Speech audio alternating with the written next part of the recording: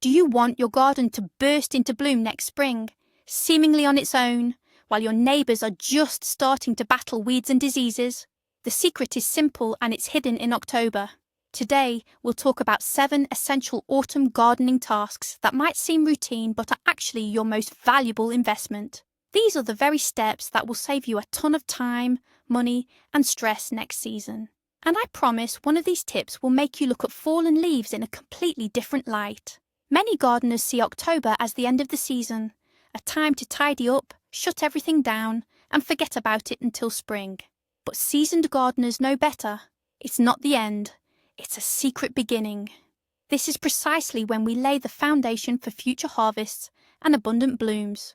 Mistakes made in October will echo as weak plants and pest infestations in May. But the right actions will transform your spring garden into a fairy tale with minimal effort. So, where do we begin? With the most obvious yet most crucial task: a thorough garden cleanup. And no, this isn't just about making things look tidy before winter. It's a vital sanitation process that will directly impact your garden's health next year. First things first, check the ground, especially beneath your apple, pear, and plum trees. Notice all the fallen, decaying fruit. They're not just litter. They're a breeding ground for diseases and pests. Each piece harbours fruit rot and codling moth larvae over winter.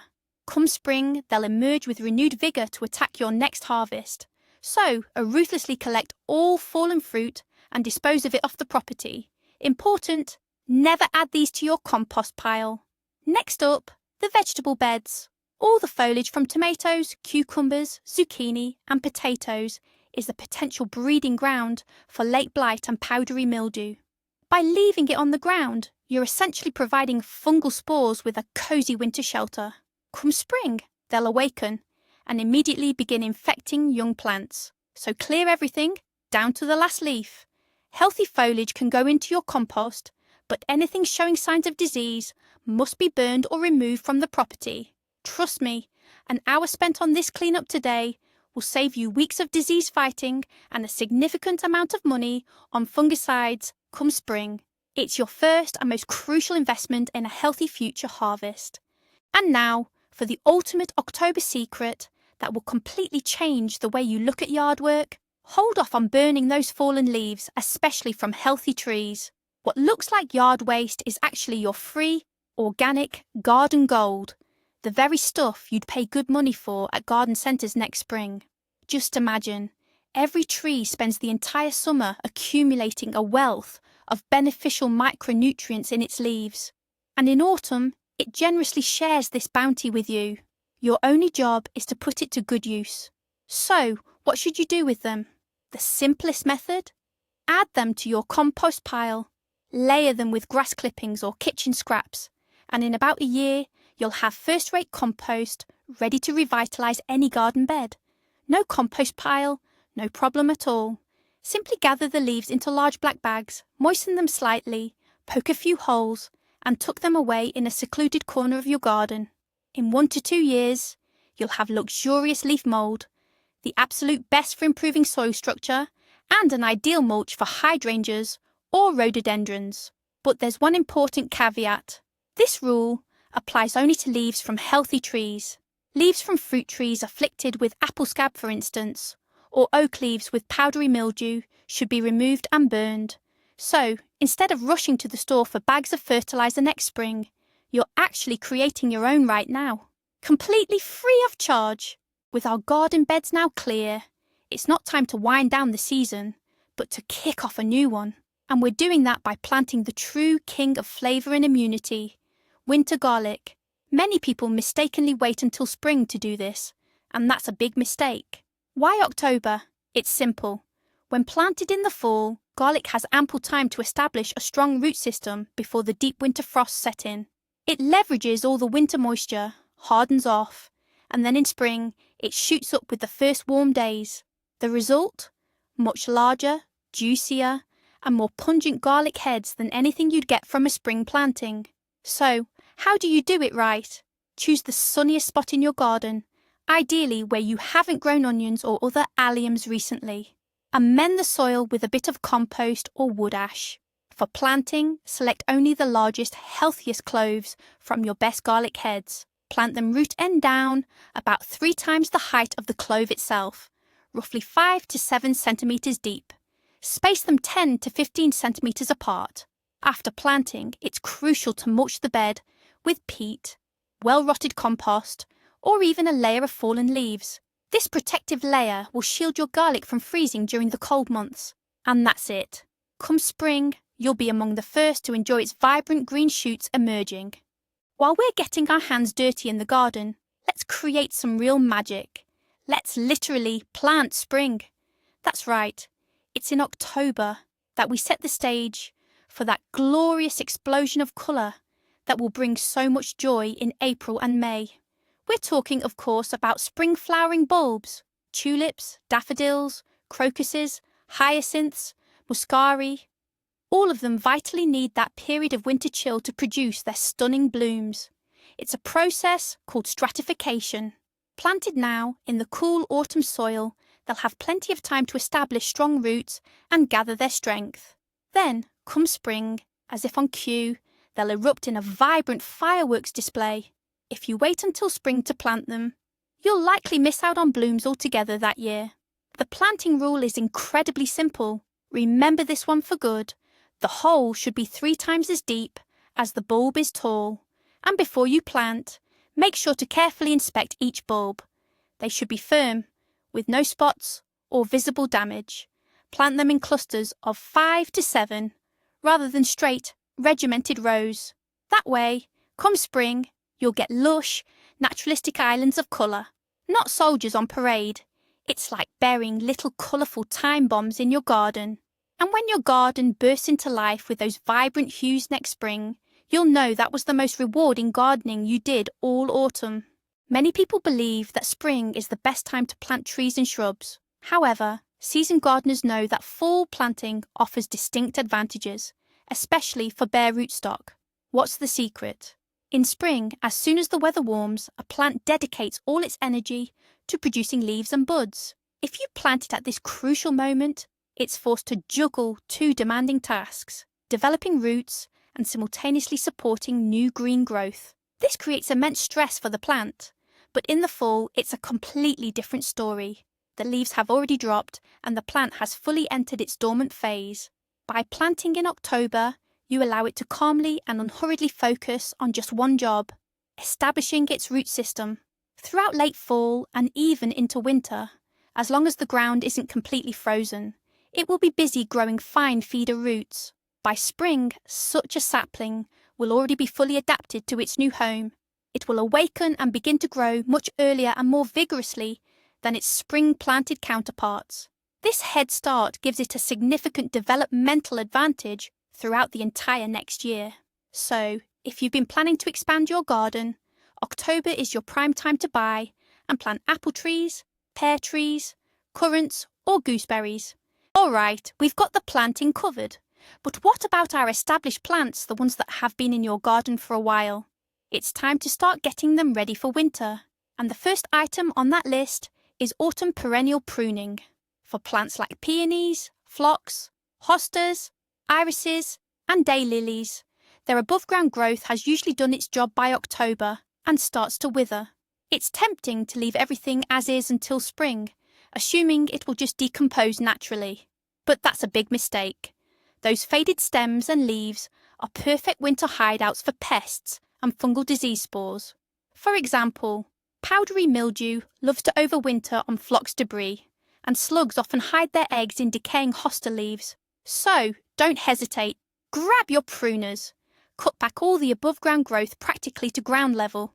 You can leave small stubs, about 5 to 10 centimetres or 2 to 4 inches high. These will act as markers in the spring, preventing you from accidentally damaging dormant buds when you're cultivating the soil. All the cut material, especially if it shows any signs of disease, should absolutely not be added to your compost pile. Instead, burn it or remove it from your property entirely. This simple procedure is the key to a healthy and vibrant flower garden next season. But hold on, don't be so quick to cut everything back. Not all plants need to be stripped bare for winter. There's a whole host of winter beauties that truly come into their own during the colder months, revealing their true charm and offering immense benefits. Picture this, an empty, snow-covered landscape. Against this white canvas, delicate, frost-kissed plumes of ornamental grasses stand tall. Or the dark, sculptural seed heads of sedum spectabile, dusted with snow. The effect is absolutely stunning. We're talking about ornamental grasses like miscanthus, calamagrostis, and fescue. Leave your echinacea with their spent seed heads, and don't cut back your sedum, spectabile, or hydrangeas with their dried blooms. But it's not just about aesthetics. These plants serve two crucial purposes. Firstly, their seed heads provide a natural winter feast for overwintering birds. Chickadees and goldfinches will be particularly grateful. Secondly, their sturdy stems are excellent at trapping snow, and snow is the best natural insulation for roots, protecting them from freezing solid. So your garden won't be barren and bleak, but vibrant and textured, even in the depths of winter. Now let's turn our attention to the undisputed queens of the garden, roses. Leaving them unprepared for winter almost guarantees you'll either lose your plants entirely or be left with weak, sickly specimens in the spring. October, therefore, is a critically important time for their care. Our first step is to perform a thorough sanitary pruning.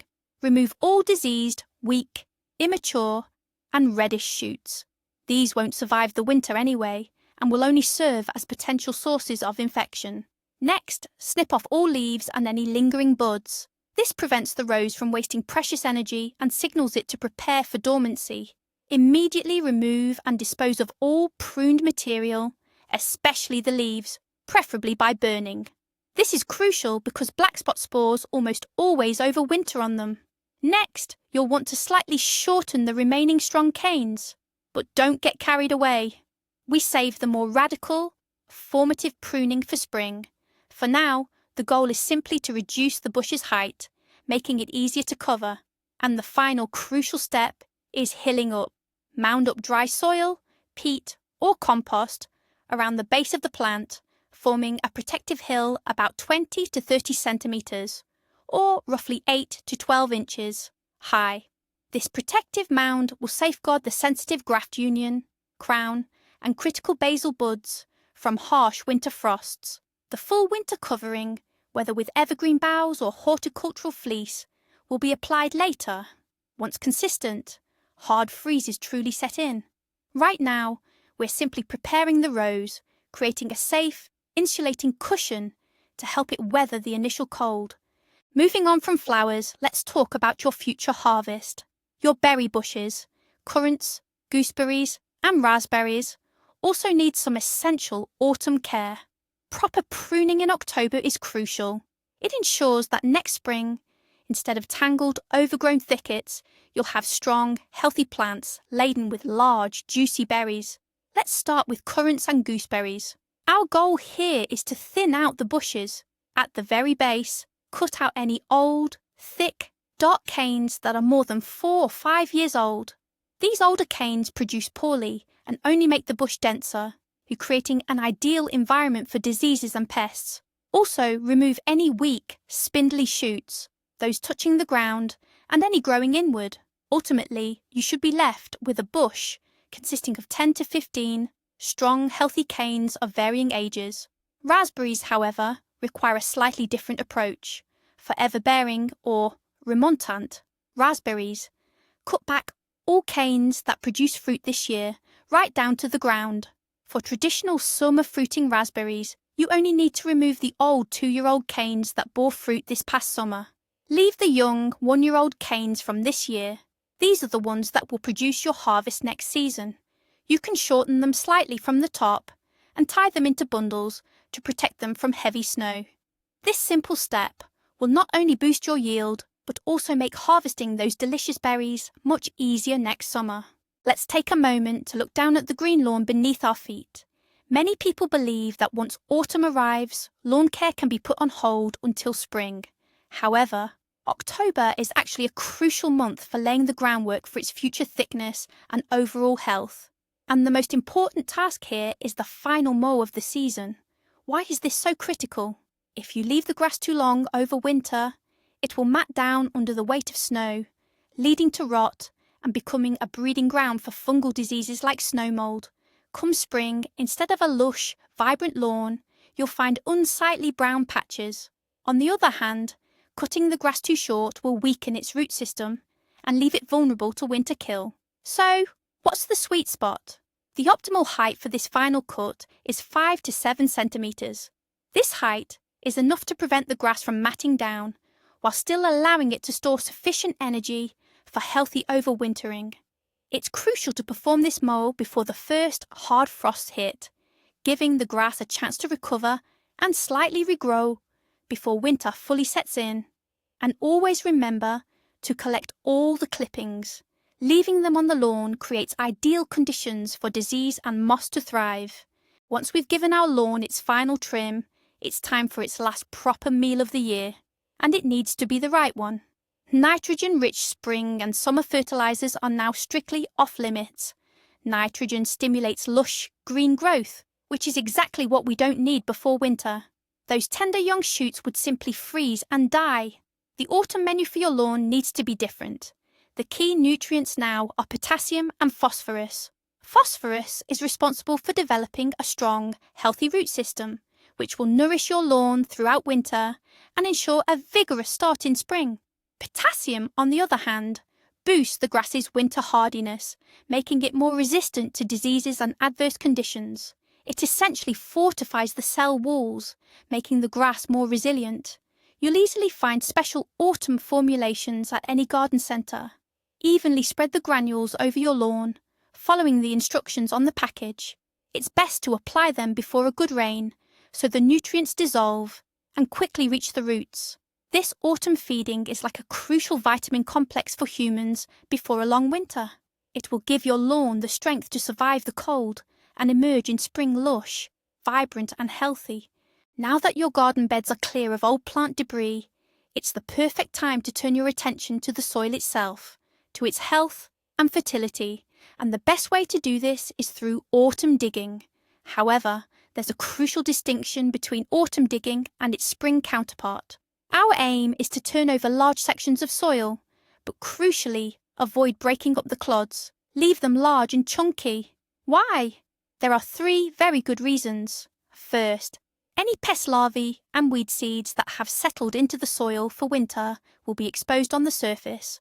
The frost and wind will then do all the hard work for you, destroying most of them naturally. Second, this chunky soil structure is excellent for trapping snow and moisture. Over the winter, the soil will soak up water like a sponge, meaning you won't have to worry as much about spring watering. And third, with the help of frost and moisture, these large clods will naturally break down by spring into a fine, loose, well-structured soil. All you'll need to do is give it a light raking. This is far easier than trying to break up heavy, compacted soil that's settled all winter. So don't aim for perfect smoothness. Leave your beds lumpy. Nature will do the work and make them perfectly ready for planting season. While tilling your soil is beneficial, you also need to feed it, especially if it's depleted. Autumn is the ideal time for applying organic fertilizers. It's now that we build that rich, fertile foundation that will nourish our plants throughout the entire next growing season. The key ingredients for this are compost and well-rotted manure. Distribute them evenly over the surface of your garden beds before tilling. Throughout the winter, aided by moisture and microorganisms, this organic matter will slowly break down and evenly integrate into the soil, enriching it with humus and all essential nutrients. By spring, your soil won't just be loose, it will be vibrant and truly fertile. Now, applying fresh manure in the fall is possible, but it requires caution. It's best to incorporate it under crops that will be planted later, such as potatoes or squash, giving it time to partially break down and prevent it from burning the roots of tender young plants. Adding organic matter in the fall is much like making a long-term deposit in a bank. You invest now and you reap the dividends, a bountiful harvest, all next year. It's the fundamental basis for a healthy and thriving garden. Tired of all the digging and hauling manure? Want vibrant, fertile soil without the back-breaking work? Listen up. Meet your garden's secret weapon. Cover crops, also known as green manure. These are plants you sow not for harvest, but to enrich and benefit the soil itself. So what's their magic? When sown thickly in October, varieties like mustard, winter rye, or phacelia can build up a substantial amount of green growth before the first hard frosts hit. Their powerful root systems work wonders aerating the soil, creating a light, airy structure that retains moisture beautifully and reaching far deeper than any shovel ever could. They actively choke out weeds, leaving no room for unwelcome guests, and some, like mustard, even release compounds that naturally sanitize the soil and deter pests like wireworms. What do you do with them next? You have two main options. One is to simply leave them on the beds through winter. Under a blanket of snow, they'll naturally break down. By spring, all you'll need to do is lightly rake the remnants into the soil. Alternatively, if they've established a good amount of green growth before the hard frosts, you can cut them down and leave them on the garden bed as a natural mulch. Either way, you're getting soil aeration, fertilization, and even sanitization, all with minimal effort on your part. It's the cleverest, most effortless way to transform your garden soil. With the soil and plants taken care of, let's move on to the utilities of our garden. And the most vulnerable of these is the irrigation system. Just one freezing night can turn your hoses, barrels and faucets into useless junk, leading to costly repairs come spring. First up, your water barrels and any other water storage containers. They need to be completely emptied. Any residual water will expand when it freezes, simply rupturing the plastic or metal. Once empty, it's best to flip your barrels upside down or cover them to prevent rain and snow from collecting inside. Next, tackle your garden hoses. Disconnect them from faucets, drain all the water completely, coil them up, and store them away in your shed or garage. Water left in a hose will freeze and cause microscopic cracks, leading to leaks everywhere come springtime. Pay special attention to your underground irrigation system, if you have one. You absolutely must blow it out with an air compressor to force all water out of the pipes. And of course, don't forget to shut off the main water supply valve to your property and open all outdoor spigots to drain any remaining water. This simple half-hour procedure could save you thousands in repairs next spring. As long as we're putting away the garden hoses, let's take this opportunity to give all our other garden tools some well-deserved attention. Come spring, when you're swamped with tasks, the last thing you'll want to be doing is scrubbing dried mud off your shovel or having to rush to the store for new pruners. Invest a little time now, and your tools will be in tip-top shape, ready for action when spring arrives. First up, cleaning. Thoroughly remove all soil, grass, and plant debris from your shovels, rakes, hose, and garden forks. A stiff wire brush works wonders for this. It's not just about keeping things neat. It also helps prevent the spread of plant diseases from one season to the next. Next, sharpening. Dull pruners or loppers don't cut cleanly.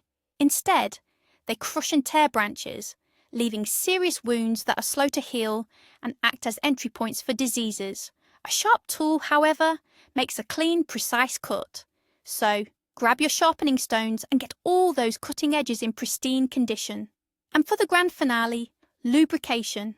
Wipe down all metal parts with an oiled rag or a specialised protective spray. This will protect them from rust throughout the long, damp winter. As for wooden handles, treat them with linseed oil to keep them from drying out and cracking. Come spring, when you open your shed, you'll be incredibly grateful for this foresight. If you have a greenhouse, don't assume that once the harvest is complete, your work is over. Quite the opposite. The most crucial task, sanitation, is just beginning. Throughout the summer, the walls, structure, and even the soil have accumulated a vast number of fungal disease spores and overwintering pest stages, such as spider mites and whiteflies. Leaving this menace to overwinter virtually guarantees a full-blown outbreak of diseases on your young plants come next spring. Therefore, it's time for a thorough disinfection. First, thoroughly clean your greenhouse's interior. A simple soap solution or dedicated greenhouse cleaning products will do the trick. Wash down everything, the polycarbonate panels, the frame, and pay special attention to all the nooks, crannies, and seams. After cleaning, it's time for disinfection. The easiest and safest method is to treat surfaces with a solution of pharmacy-grade iodine. You can also opt for more powerful treatments such as copper sulfate or specialized sulfur fumigators. While highly effective, the latter requires strict adherence to safety protocols. Don't forget about the soil in your greenhouse either. If diseases were a significant problem this season, it's best to remove the top 5 to 7 centimeters of soil and replace it with fresh, sterile growing medium. Alternatively, drench the soil with a fungicide solution. This autumn's sterilization is the best way to ensure your next greenhouse season kicks off with healthy, thriving plants. Let's do something that's both incredibly kind and surprisingly practical. Let's set up a bird feeding station in the garden. In winter, when natural food sources become scarce, a simple feeder filled with seeds or unsalted sweet can be a lifesaver for dozens of small garden birds like sparrows, chickadees, and other songbirds. This isn't just a kind gesture, it's also incredibly beneficial for you. Birds that grow accustomed to overwintering in your garden and finding food there will stay close by in the spring to build their nests and raise their young. And what do these hungry chicks eat? Exactly. Caterpillars, aphids, larvae, and a host of other garden pests. A single family of chickadees can clear up to 40 fruit trees of insects over a single summer. Can you imagine that? There's your own personal, organic pest control team. A whole army of free, eco-friendly defenders for your precious harvest. They'll work tirelessly from dawn till dusk, inspecting every single leaf, reaching spots no chemical spray could ever touch. So, by putting up a bird feeder now, you're not just offering a simple meal. You're entering into a long-term contract with nature, securing year-round pest protection for your garden. You're investing in the biological health and security of your property. And as for the sheer delight of watching the cheerful hustle and bustle of birds at the feeder on a frosty winter day, that's a unique and incomparable pleasure all on its own. And so, to wrap up our autumn gardening marathon, we tackle one of the most vital tasks for the future of your fruit orchard, protecting young tree trunks. Throughout autumn and winter, 2 primary threats lie in wait: hungry rodents and the deceptive winter sun. First, let's talk about rodents. Hares and mice, desperate for food in winter, will eagerly gnaw on the tender bark of young apple, pear, and plum trees. If they girdle the bark all the way around, the tree is guaranteed to die. To prevent this, it's crucial to protect the trunks. The most reliable method is to wrap them with special plastic rodent guards, fine mesh wire netting, or even old nylon stockings. Ensure the protection extends up to the first lower branches. The second danger is sun scald. In February and March, when the sun shines brightly during the day, heating up the dark bark, but then severe frosts strike at night, the bark tissues experience extreme temperature fluctuations. This causes the bark to crack and die. To protect against this, you should whitewash the trunks and the bases of the main scaffold branches. Use a specialised horticultural whitewash, ideally one with added copper sulfate for disinfection. The whitewash will reflect the sun's rays and protect the bark from overheating. Think of these 2 simple steps as an insurance policy for your young trees. But what's the one overarching secret that ties all these points together? Most people think fall garden work is all about clearing debris, pruning branches, and protecting plants from the cold. But in reality, all of it is just one part of a much larger process: feeding your soil. When you remove diseased foliage, you're not just clearing it away, you're starving out diseases that would otherwise feed on your soil. When you add healthy leaves to your compost, you're creating a nutritious dinner for earthworms and microorganisms. And when you turn over your garden beds and amend them with fertilizers, you're literally preparing the fertile soil for a springtime feast for your plant's roots. Here's the crucial shift in perspective. The most important work in October isn't happening on the surface, it's happening underground. You're not just clearing away the old, you're feeding the future. You're building a vibrant, healthy ecosystem that will repay you many times over in the spring. While your neighbours might be pouring gallons of chemical fertilizers into depleted soil, your garden will be bursting with energy, having absorbed everything it needs over the winter. Your main job in October is to be the head chef for your garden. Fall garden work isn't the end of the season. It's its hidden beginning. Invest a little time now, and in spring, nature will do most of the heavy lifting for you. Thanks for watching until the end. If you found this video helpful, please give it a like and subscribe to the channel so you don't miss out on more tips. What's the most important fall gardening task for you? And which one do you always put off? Share your experiences in the comments below.